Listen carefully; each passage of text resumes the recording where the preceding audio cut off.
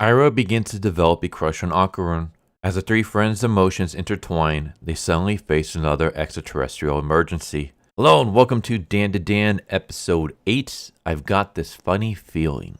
So in the last episode, we ended the acrobatic silky arc with, in my opinion, the greatest anime episode to come out this year. And with this episode, we're going to start the Serpo arc. So this episode covers chapters 18, 19, and 20 from the manga for anyone who wants to catch up on that. So we start off this episode with a meal. And this is going to be a reoccurring theme that we're going to see in Dandadan. Anytime we end an arc, we have a big baddie get defeated. We start the next chapter with a giant meal between the entire group. So we saw that earlier after they have taken out Turbo Granny. And now we have another meal with them after taking out Acrobatic Silky. And despite everybody eating a meal together, we can see that there's still some bad blood between Aira and Momo. Momo basically just says, hey, I think the reason you hate me so much is because I dropped the wash tub on your head, right? I apologize for that. I don't want to be your friend, but I don't want any beef with you either, so I'm sorry. And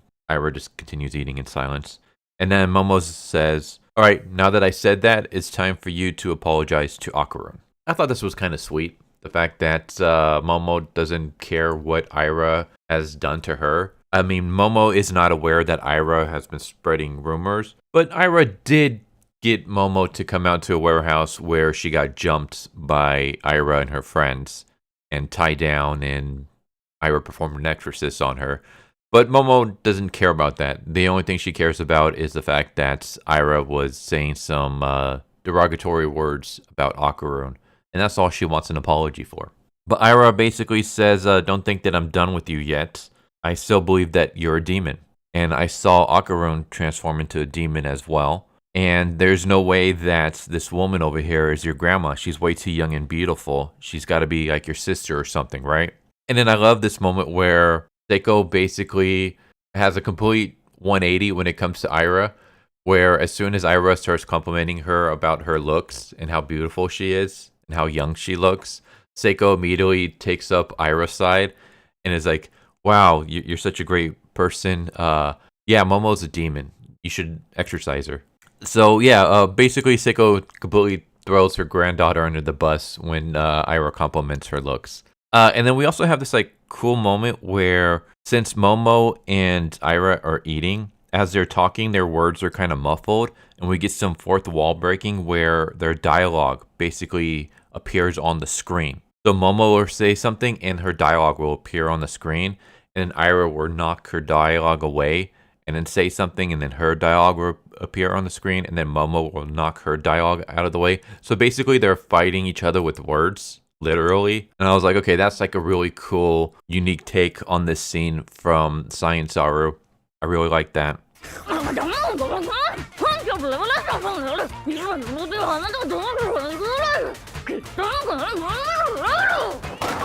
I even like how like Okarun's like watching this, and we see on his glasses reflected both girls, one on each lens. Just like little touches like this make the scene like way more dynamic, and it's just two girls talking to each other, but it just, the way it's shot and done is just so awesome. I love this. But yeah, Aira basically says, I'm not done with you. I'm still the chosen one because I'm so cute, and I'm going to find a way to stop you and exorcise you and save the world. And she starts to run away, and then she comes back, and she looks at Okarun, and she says, Okarun, I know you're a demon, but you saved me multiple times. Why did you do that? And Okarun just basically says, you know, I don't know what you're saying. First off, I'm not a demon. Second off, why do I need an excuse? If someone's in trouble and I can help them, then I should help them, right? And Aira, this seems to affect Aira, as you can probably guess where this is going. And she basically says, I'm going to do what I can to help you, Okarun. It looks like even though you're a demon, you still have your human heart. And then she rushes off. And Momo notices the exchange that Aira has sent Okarun. She can basically tell that there's probably some feelings developing on Aira's side.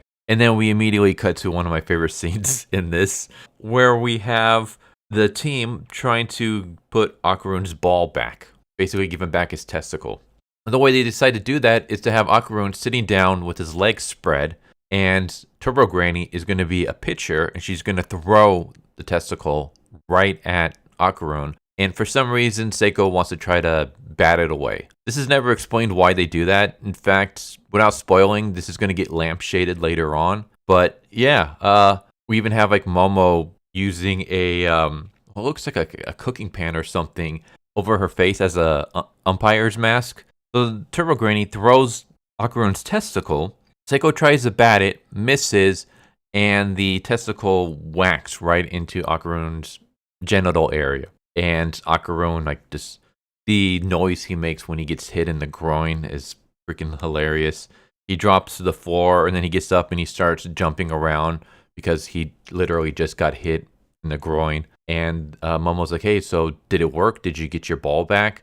And then we have, like, one of my favorite panels of all time from the manga finally get adapted, where Okarun slides on his knees, and he's like, my ball is back. I got one of my testicles back. And everyone's like celebrating.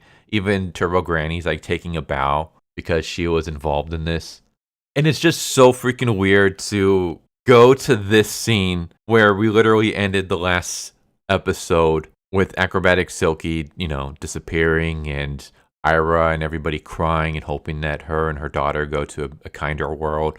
Like, we go to like just that huge dramatic, sad, bittersweet episode to now all of a sudden we have Turbo Granny becoming a pitcher and throwing one of Okarun's testicles into his groin while Seiko tries to bat it away. It's just, this is why I love Dandadan so much, is because if you were to ask Dandadan, what genre is Dandadan?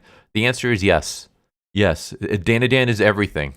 It's action, it's comedy, it's sci-fi, it's supernatural, it's romance, it's drama, and right now it's sports. It's literally everything. Slice of life. So then we cut to the next day where Momo and Okarun are walking down the school hallway. And Momo is trying to come up with an idea of where they can find Okarun's next testicle. She asks, okay, do you have like a laptop or something? Some kind of computer at home? Maybe you can check out occult message boards and forums and see if there's anything hinting at one of your balls. And Okarun's like, no, I don't have one of those. We can see that he's kind of distant from Momo. And Momo's like, oh, okay, well, like, you want to go eat during lunch? Or we can meet on the rooftops. And Okarun's like, no, I got a report I got to work on. And then Momo's like, oh, okay, well, I guess I'll see you after school then?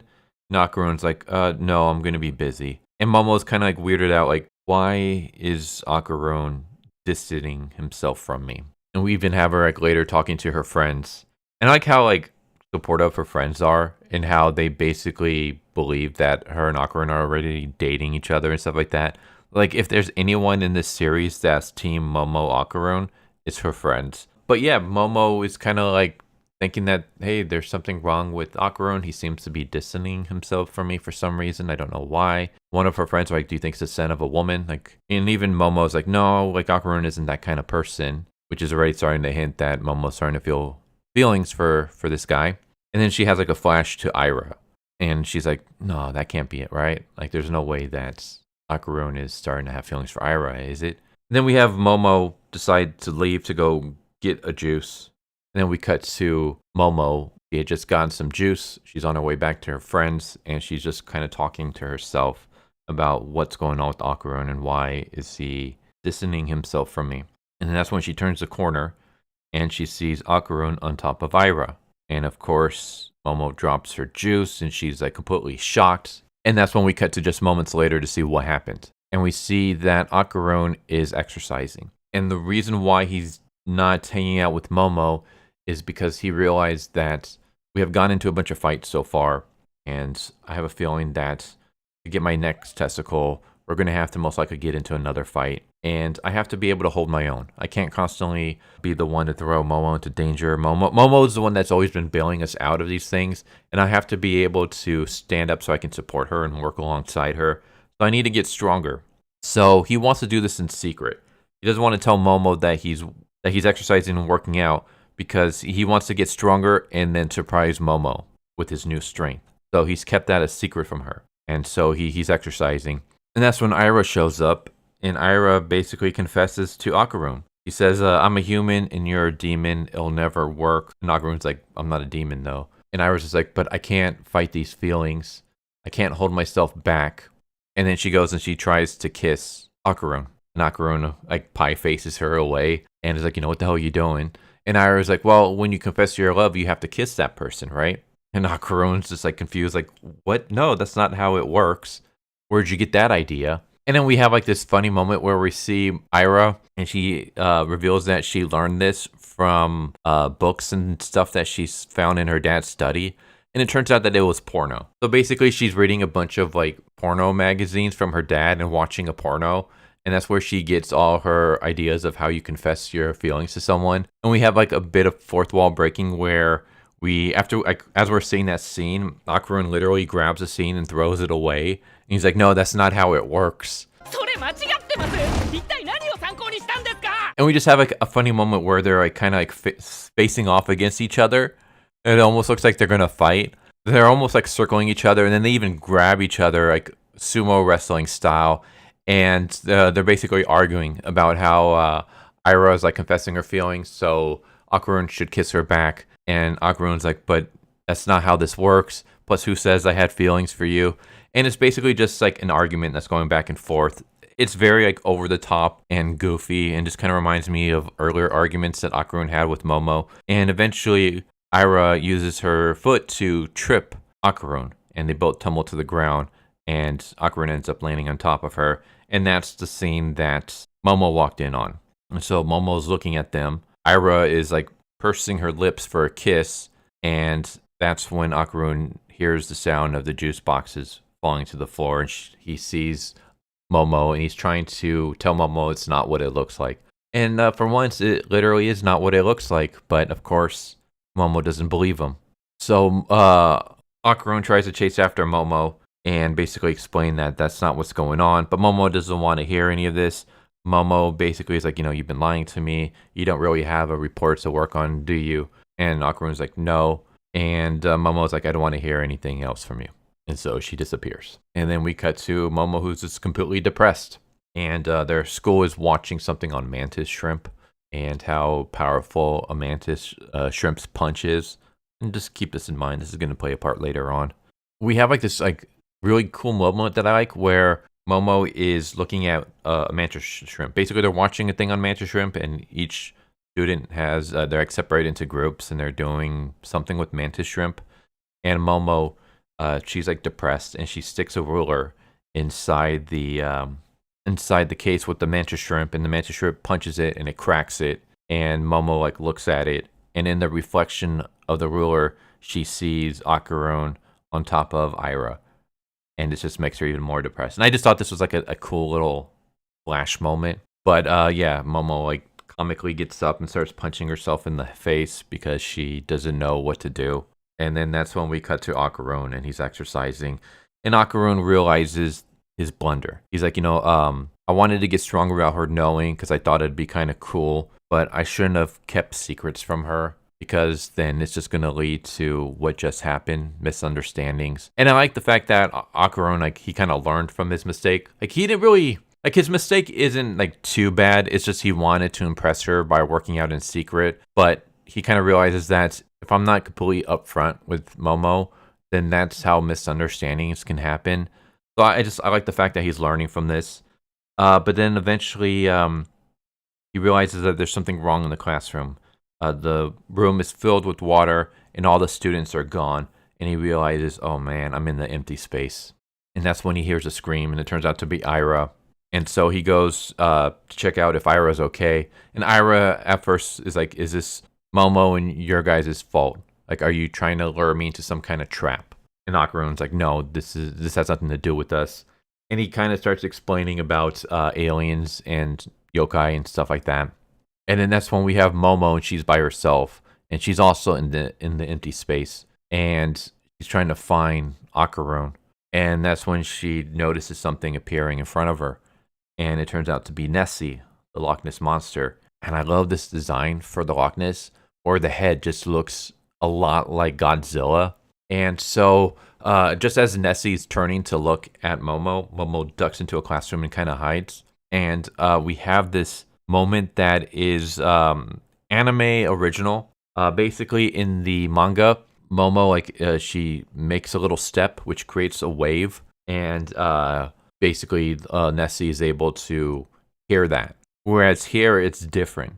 Here, like, we have this cool moment where Momo makes a tiny little wave, like just barely noticeable. And then we actually follow the wave as it goes down the hallway and just gently brushes against Nessie. And Nessie realizes that someone had caused that wave, which means that there's someone out there. And so Nessie sends his own wave back. And it almost kind of reminds me of like echolocation from like bats. Only instead of sound waves, it's literal waves. And Nessie's able to kind of pinpoint where Momo might be.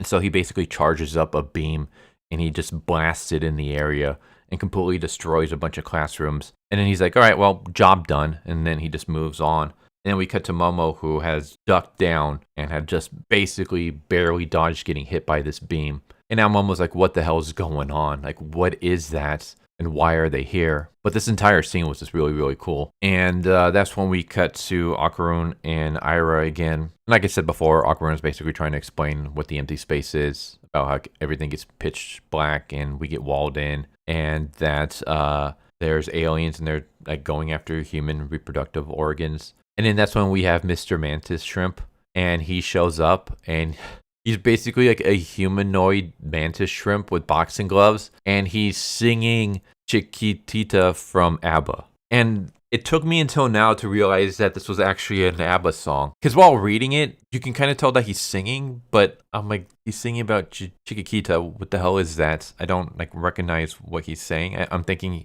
oh, maybe he's just saying random gibberish. And then, without spoilers, let's just say that the phrase Chiquitita comes up again later on. And so I thought, oh, that's what he was singing about. But then when I'm actually watching the anime, I'm like, oh no, this is actually an ABBA song. How did it take me this long? Especially since like my mom is a huge ABBA fan and she used to play ABBA all the time when I was a kid. I can't believe it took me until now to realize this is actually an ABBA song.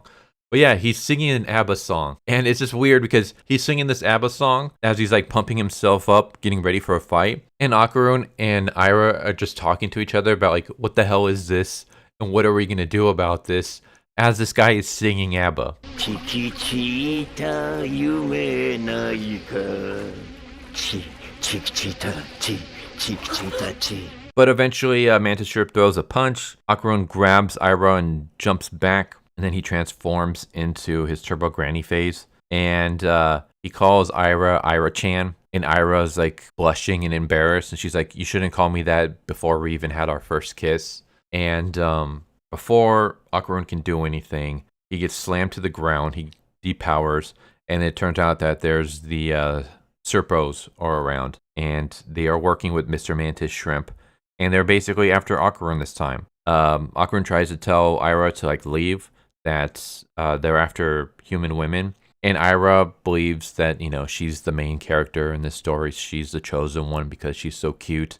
So she tries to protect Okarun by using the cross that's actually a lighter. And the Serpos just use psychic powers to throw her to the floor. And they're not focused on Aira. They don't want Aira, even though she's a woman and Serpos tend to go after women for their quote-unquote bananas. Instead, they want Okarun because his banana is very, very powerful. And so they lift up Okarun. His clothes start disappearing. And one of the Serpos, basically like a pair of scissors, comes out of their junk. They're going to snip off Okarun's banana. And we just have like a funny moment where Okarun's like, why is everything after my junk? And they just tell him, because it's very, very powerful. But before they can do anything, we see some pink hair come and wrap around the Serpos and throw them around. And then we see like what looks like a mini tornado come and start kicking all of them. And it turns out to be Aira. And it turns out that Aira has some of Acrobatic Silky's powers. And she has her own demonic form that she takes. And she basically says, step away from Okarun. I'm here to protect him. And I love the voice that they use for Aira when she's transformed. Aira is now part demonic thanks to the aura that she has from Acrobatic Silky. And that's how the episode ends. This is freaking awesome. And yeah, for anyone who wants to like catch up on this, if you want to immediately start with the manga, this episode covers chapter 18, 19, and 20. So if you just want to jump to the manga, you can just start from chapter 21. And I will say that, yeah, you can actually literally just jump to chapter 21 because this anime faithfully adapts the manga. Like, you're not missing anything. There's nothing like super important that's been cut out. In fact, I can't even recall anything that's been cut out. Like, this does a really good job of adapting all the scenes from the 3 chapters, and even just adding its own little touches. Like I said, with the fourth wall breaking between Momo and Aira, as well as the fourth wall breaking between Aira, like throwing away the porno scene, the porno flashback. Momo with the like the ruler flash, the waves between Momo and Nessie. Like, just, I love how this studio, Science Saru, has adapted this series. Like, they've remained 100% faithful for the most part, and then the few changes that they have aren't changes that completely derail the series, but rather changes to help enhance the scene. Like the scene between Momo and Aira.